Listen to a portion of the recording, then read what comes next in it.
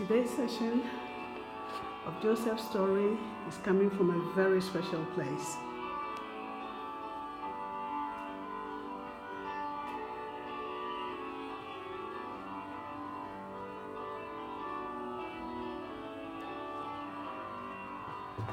Can any of you guess where this place is?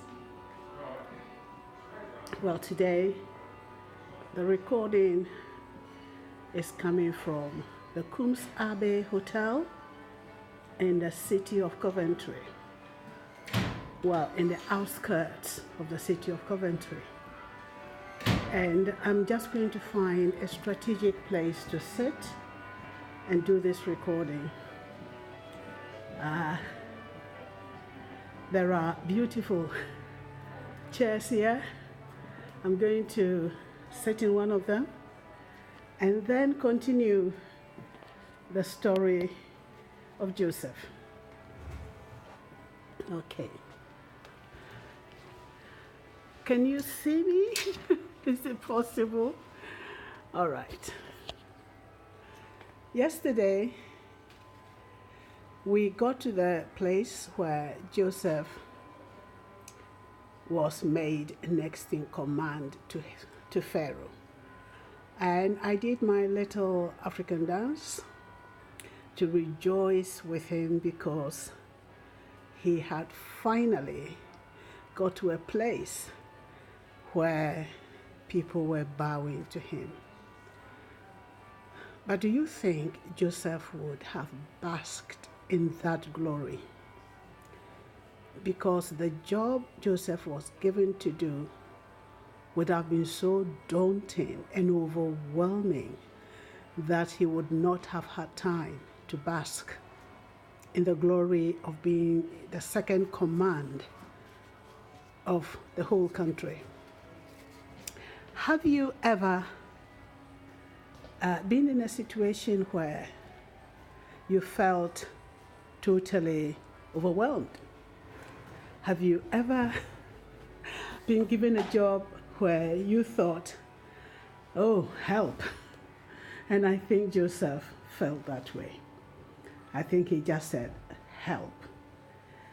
As good as he was in the house of Potiphar, as good as he was in the prison, it was nothing to be compared with being the prime minister of a nation. How did Joseph cope with that? Have you ever been promoted into a job where you felt like, I can't do this? Joseph wasn't the person to say, I can't. He took everything in his stride. And as much as we would like to rejoice with him and, thank God for his life, I think this would have been the most trying period of his life. Joseph's job was cut up for him. He knew that he would have to do this job for at least 14 years. He knew that there was going to be 7 years of plenty and 7 years of nothing. And I think his skills in organizing people, in relating to people, would have come in very, very handy. Because there's no way he would have been able to carry out that assignment without connecting on a very deep level with people. So did Joseph, like many business people, go to the drawing board, got the vision board ready, wrote out all the possible people he would work with, all the projects, all the strategy? He would have done that. And how do you do yours? How do you do yours? So today, from Coombs Hotel in the city of Coventry, where I am attending an international trade conference, I am bringing you part of Joseph's story, just reflecting and thinking about how he would have felt, as euphoric as he would have felt he would also have felt very apprehensive, because taking on a job as great as organizing the food supply for a whole nation, not for 7 years, but for 14 years, would have been daunting to anybody. And so this is Joseph's story. And these are some of the reflections I had on his story to be able to write my poem, Dreaming Joseph. My poem goes like this. Dreaming Joseph,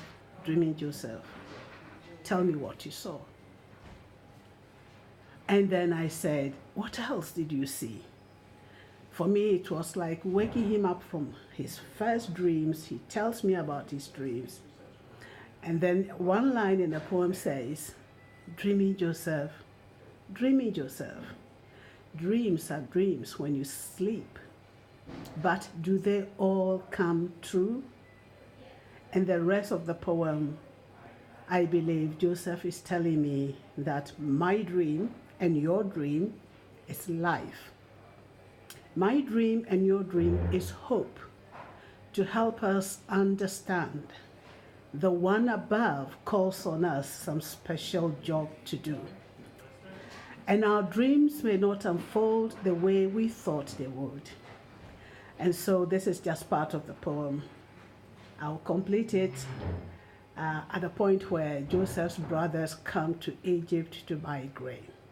So those of you who know the story of Joseph and are following me on this journey, I say please contribute your thoughts and let us look at this story with fresh eyes. I write life-affirming stories for children in primary schools. That's what I do.